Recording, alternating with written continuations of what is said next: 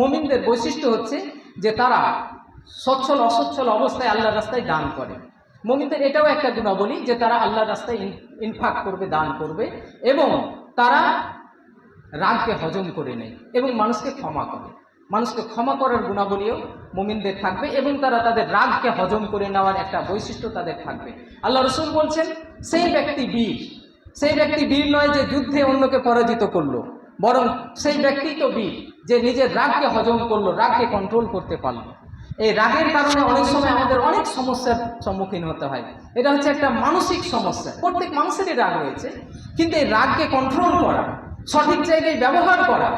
মুমিনরা অন্যায় কোনো কাজ যদি হতে দেখে সমাজে, তখন কিন্তু সেখানে তারা রাখবে এবং সেই রাগের সঠিক ব্যবহার তারা করবে।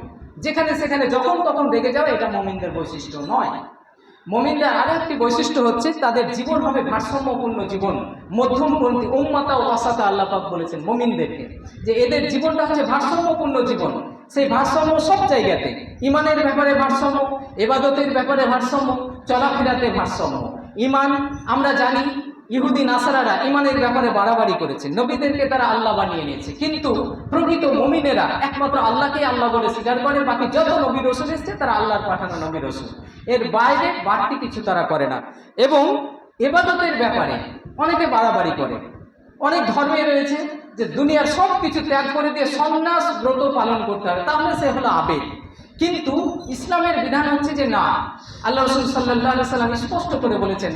তিনজন সাহাবীর সেই ঘটনা আমি সংক্ষেপে শুধু বলতে চাইছি যে তিনজন সাহাবী সংকল্প করেছিল যে আল্লাহ রসুলের ইবাদত আর আমাদের ইবাদত। তিনি তো নবী, তিনার সব গুনাহ আল্লাহ পাক ক্ষমা করে দিয়েছেন, তো তিনার যে ইবাদত, এই ইবাদতের চাইতে আরও বেশি ইবাদত আমাদেরকে করতে হবে। তাই তারা সংকল্প নিলেন।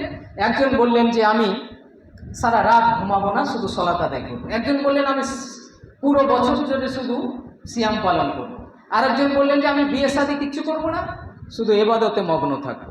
আল্লাহ রসুল বললেন যে আমি রাতের বেলা ঘুমাইও আবার ইবাদতও করি, আমি সিয়াম পালন করি আবার সিয়াম ছেড়েও দিই, আমি বিবাহ করেছি, আমার ঘর সংসার রয়েছে, এবং এটা হচ্ছে আমার সুন্নাহ বিবাহ করাটা।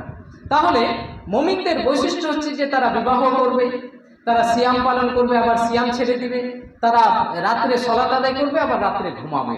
এইভাবে ভারসাম্যপূর্ণ জীবন তারা অতিবাহিত করবে। অর্থ খরচ করার ক্ষেত্রে ভারসাম্য, খুব বেশি উদার হয়েও যাবে না, খুব বেশি কৃপণও হবে না। যখন যেখানে যেমন যতটা করা দরকার তখন সেখানে তেমন ততটাই তারা করবে। এটা হচ্ছে ভারসাম্য। মুমিনদের জীবন হবে ভারসাম্যপূর্ণ জীবন। মুমিনটা যেটা বলবে সেটা করবে, মুখে যেটা বলবে সেটা করবে। আল্লাহ তো স্পষ্ট করেছেন, ইয়া আইয়ুহাল্লাযীনা আমানু লিমা তাকুলুনা মা লা তাফআলুন। হে মুমিনগণ, তোমরা কেন সেটা বলো যেটা তোমরা করো না? আজকাল আমরা অনেক সময় অনেক বড় বড় কথা বলে দিই, অথচ আমরা নিজেরাই সেটা পালন করি না। বড় বড় বক্তা বিশাল 2 ঘন্টা ধরে ওয়াজ করেন, তিনি সুর ধরে অনেক ভালো ভালো কথা বলেন। ওই বক্তাদের জীবন নিয়ে যদি আমরা পর্যালোচনা করি, দেখা যাবে তাদের ব্যক্তিগত জীবনে তার কোনো প্রতিফলন নেই, তার পরিবারে তার কোনো প্রতিফলন নেই, তার সমাজে তার কোনো প্রতিফলন নেই। এই ধরনের এটা ঈমান সুলভ বৈশিষ্ট্য নয়। আমাদেরকে এই ব্যাপারে সজাগ সতর্ক থাকতে হবে, আমরা যেটা বলবো সেটা যাতে করতে পারি। মুমিনদের জীবনে গুরুত্বপূর্ণ বৈশিষ্ট্য হচ্ছে তারা ধৈর্যশীল হবে, সবুরের পথ এখতিয়ার করবে।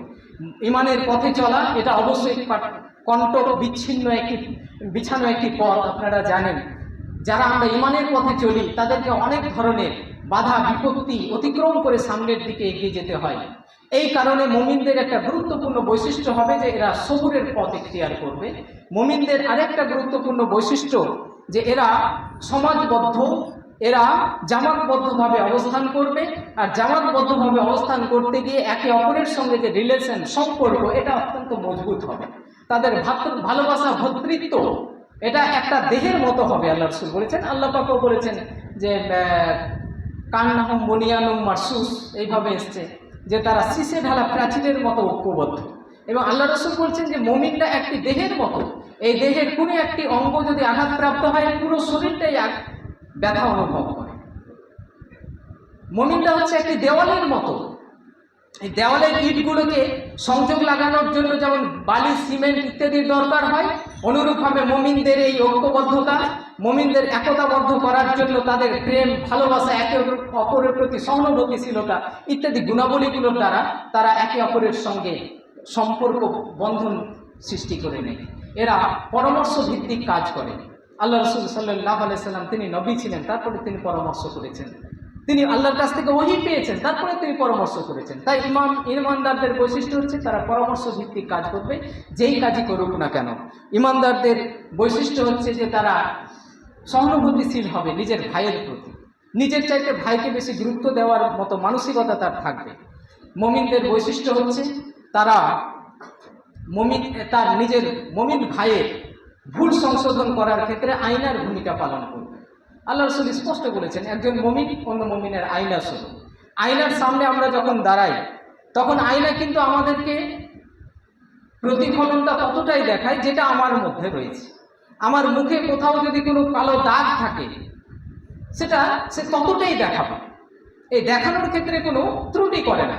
অনুরূপভাবে একজন মুমিন অন্য মুমিনের যতটা দোষ ত্রুটি রয়েছে সেই ততটাই সে বলবে, বেশি বাড়াবাড়ি করবে না এবং সহানুভূতি দিয়ে বোঝানোর চেষ্টা করবে এবং কোনোভাবে আমার ভাই যাতে অপমানিত না হয় এই ব্যাপারে সজাগ সতর্ক থাকবে। আমরা অনেক সময় কি করি, কোনো লোক কোনো ভুল করেছে, লোকের সামনেই তাকে যাতা করে বলে দিই, এতে করে লোকটা অপমানিত হয়। এটা করা যাবে না।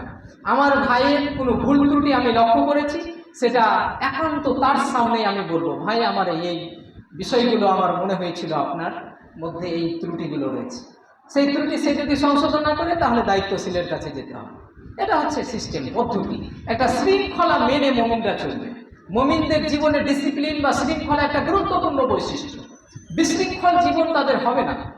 মুমিনরা এইভাবে তাদের জীবনকে অতিবাহিত করার ফলে তারা সফল হবে এবং কিছু নেগেটিভ বিষয় রয়েছে যে বিষয়গুলো থেকে তারা বেঁচে থাকার চেষ্টা করবে। সেগুলো কি?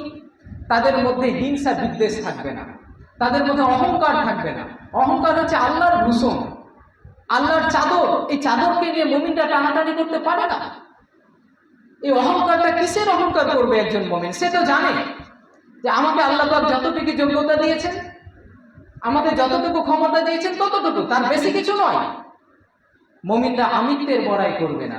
আমি সবসময় আমি নিজেকে বেশি বড় করে তোলা, এই ধরনের কোনো মানসিকতা মুমিনদের থাকবে না।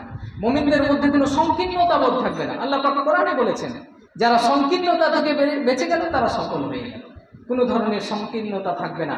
এইভাবে এই সমস্ত খারাপি থেকে বেঁচে ইমানের পথে টিকে থাকার জন্য মুমিনরা বেশি বেশি করে তওবা ইস্তেগফার করবে আল্লাহর কাছে।